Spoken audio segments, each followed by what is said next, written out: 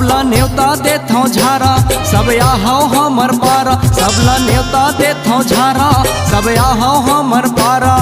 झारा गा झारा झारा झारा मोरे यादव भाई सुनना गा जयंती होवथे हमर पारा। ये साहू भाई सुन लेना जयंती होवथे हमर पारा।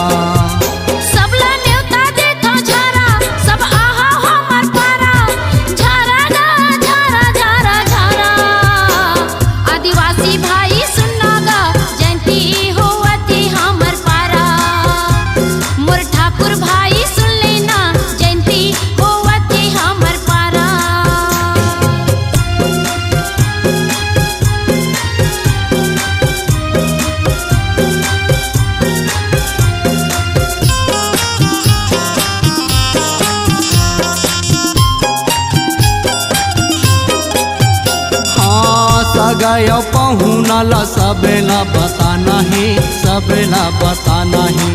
हमारे पारा में जयंती मनाना है जयंती मनाना है।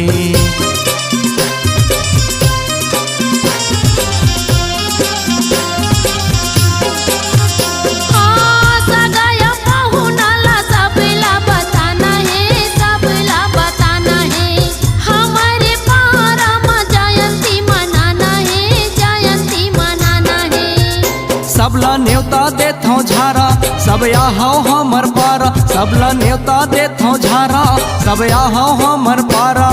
झारा गा झारा झारा झारा अधिकारी भाई सुनना गा जयंती होवथे हमर पारा। मोर व्यापारी भाई सुन लेना जयंती होवथे हमर पारा।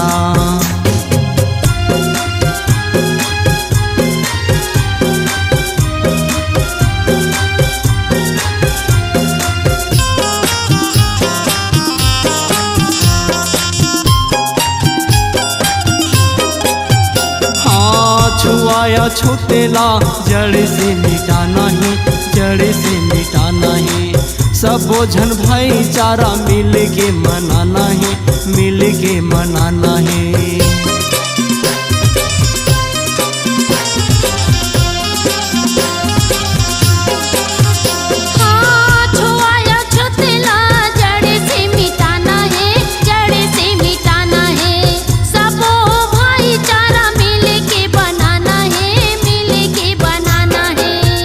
सबला न्योता देथो झारा सब आहो हमर पारा। सबला न्योता देथो झारा सब आहो हमर पारा।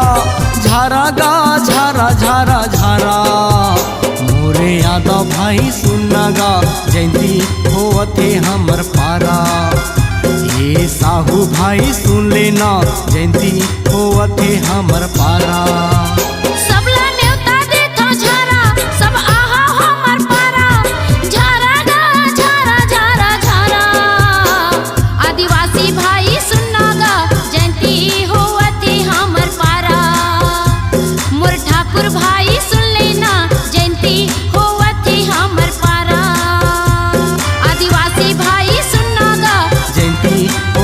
हमर पारा मोर ठाकुर भाई सुन लेना जयंती होवथे हमर पारा।